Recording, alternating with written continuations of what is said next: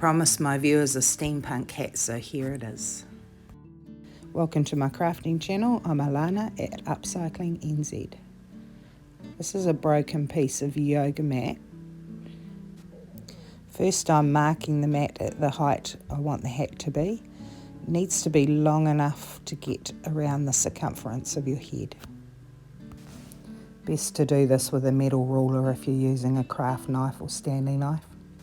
I'm drawing around the shape of my favourite hat and adding about 2 centimetres all the way around. This is going to become the top of the hat that I'm making. Find scissors easier for cutting this.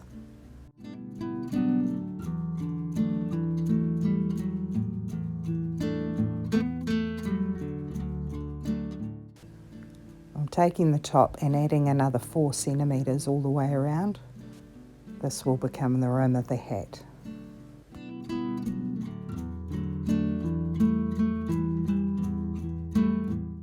The width of the first piece that I cut wasn't quite long enough to get all the way around my head. So I'm taking 2 panels and I'm angling them off slightly. That will add to the shape of the hat, and then it can taper from the top of the hat down to the rim. I'm cutting the main panel in half and adding those pieces to each end. That'll become a front and a back. I'm using hot glue to connect these.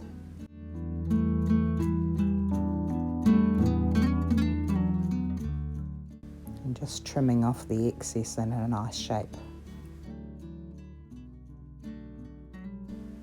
I'm going to add the top to the top hat now.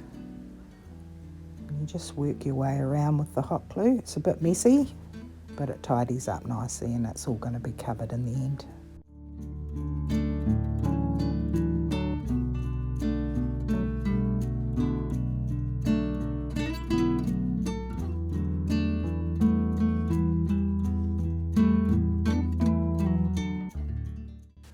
Make sure that that last seam matches up nicely and you've got the basic shape. Before I connect the rim to the hat, I'm just marking out roughly where it's going to go and taking out the centre circle. And I'm leaving plenty of excess there. I'll trim that off later. Next I'm drawing a gentle curve on both sides from the front to the back. This will add to the shape of the hat when it's completed.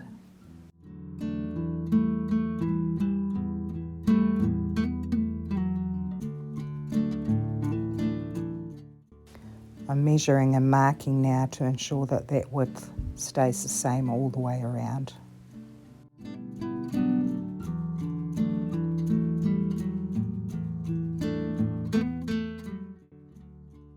Now you can use that mark as a gluing guide.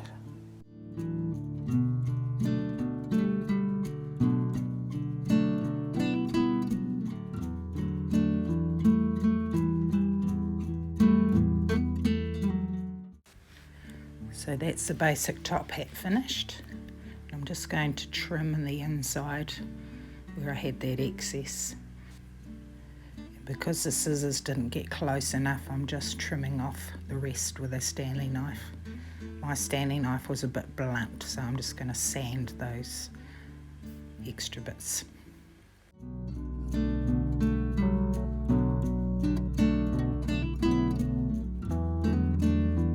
I'm using this craft paper for under the rim. It's got a metal finish on the front and it won't wear the same way that paper does. And I'm cutting that out to be much bigger than I need it to be. Do the same thing with the circle in the middle, allowing about 10 centimetres of extra around the inside. Using PVA glue, or you could use Mod Podge. I'm putting a very generous layer of that all the way around. It's going to be a little bit wrinkly, but that won't matter once we've finished what we're going to do on the other side. I'm just cutting slots into that excess paper and gluing it back so that it curves nicely around the brim of the hat.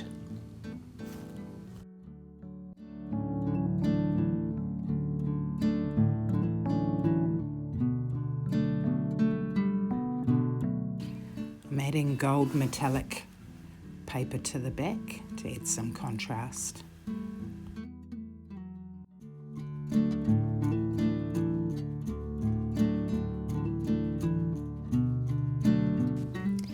using the same process for the top of the brim, only this time when I cut the slots for the inside, I'm actually going to cut them a little bit deeper because this time it's going to go over the foam and not to the inside, if that makes sense. And just make sure you cut that open to slide over so that you don't rip it as you're trying to get it over the top.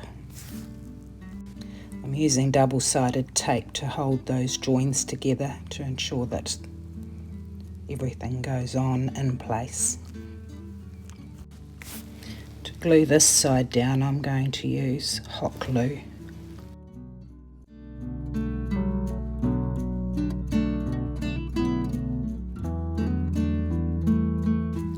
To glue down around the brim, and this is the real benefit of hot glue, is that I'm going to mould it as I go, so that both of the sides tilt up slightly, and that will give the hat the rest of that shape that I want it to have.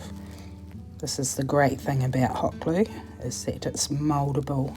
So at the same time it's stretching out that loose paper that was on the other side.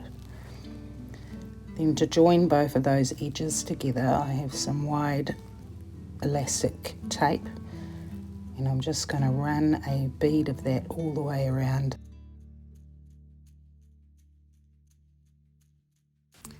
I'm leaving 2 long ends and they'll become a tail at the back of the hat. I need to decorate just above the brim. And I'm taking this old beat up old belt that I got from a thrift store because I liked the metal detail on it. And I'm just removing the white part of the belt so that it has a nice black leathery looking base to it. I'm not going to waste that white piece. It's got a snake skin like effect on top, so I'm going to paint that in the same black. And you would have noticed I sanded that first so that it accepted the paint slightly better to the shiny surface. I'm applying copper powder to the snake skin before it's completely dry, and mark where the belt's going to go.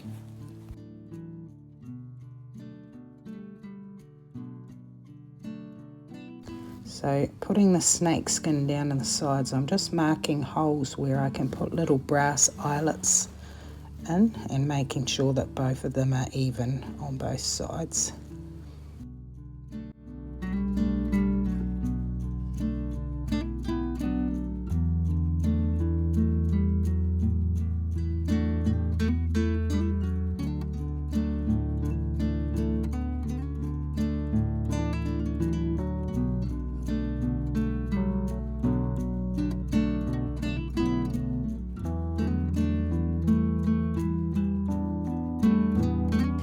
Now that they are hot glued on, take something sharp and poke through those holes. I'm making that as wide as I can with the tool that I'm using. And then you can hot glue the little eyelets in. And I'm going to be threading a shoelace through these just like you would in a shoe.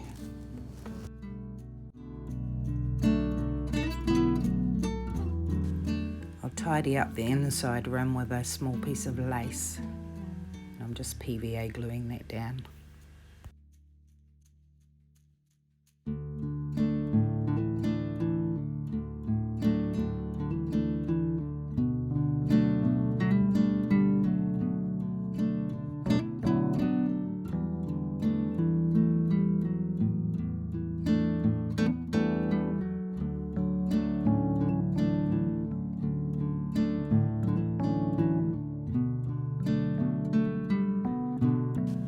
I had a single old brown bootlace for this.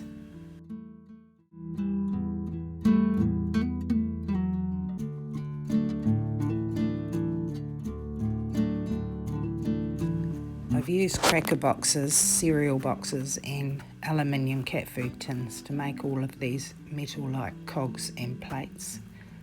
You can watch that on my previously posted video on my YouTube channel at Upcycling NZ. I'll be filling up all the extra space with these. Some of them I'm going to bend over the edge and they'll begin to look like they've been riveted on there. I'm hoping you're liking the video so far. If you are, please give me the thumbs up. Apparently that affects the algorithm and potentially leads to more views. I put a lot of work into this one, so I would love for that to happen.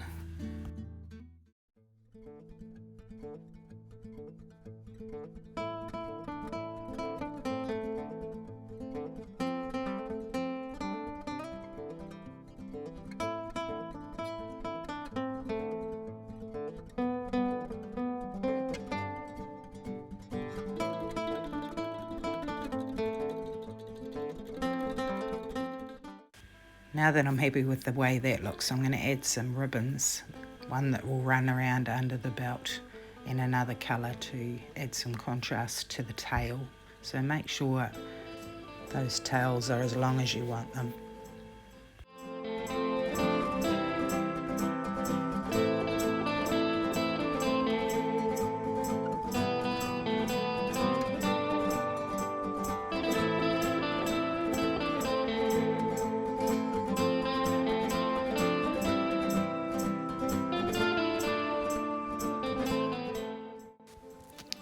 The belt can go on now, and I'm just making sure it's centered to the front and that it meets nicely at the back.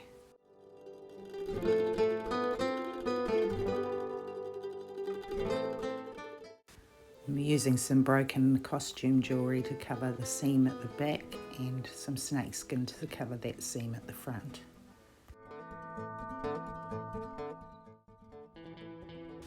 These are some feathers I found on a walk. Just going to paint them with some copper paint and highlight them with gold paint and leave a lot of the black showing through. Also going to trim the fluffy feathers at the bottom off so that they're nice and sharp at the bottom.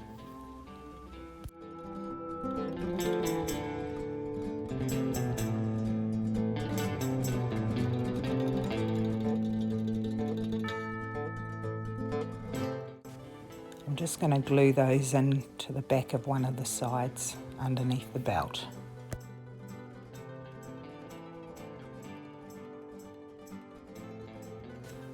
I ended up pushing the shoelace back through some of the holes, so I got extra crossovers at the back. I also really want to make sure those feathers don't come off and they're not knocked out of place, so I'm adding a metal plate with lots of glue across the bottom.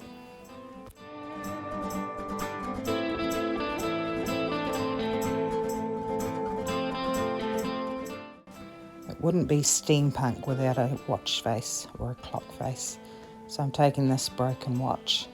It's got nice old-fashioned Roman numerals on it, and I'm going to glue that to a sauce lid and wrap the straps down the sides of it.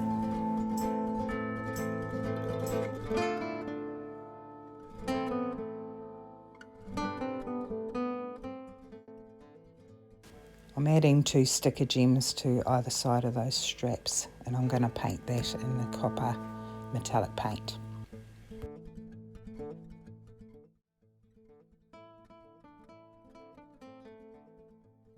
I'm taking another piece of broken costume jewellery and adding it to another lid.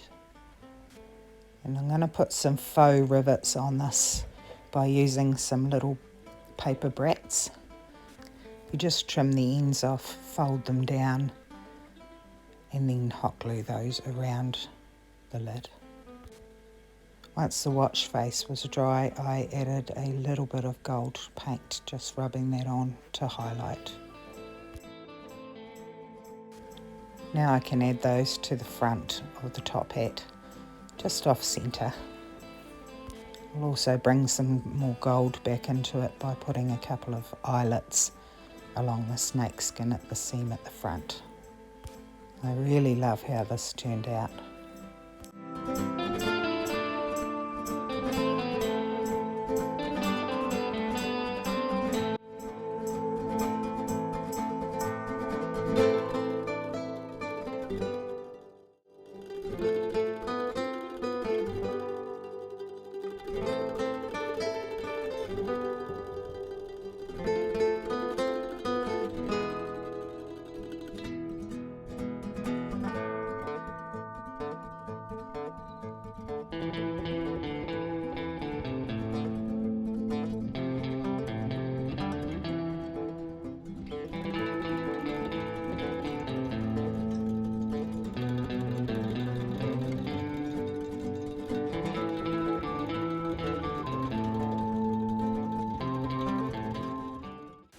Shout out to the beautiful town of Oamaru, which is the steampunk capital of New Zealand. Bye for now.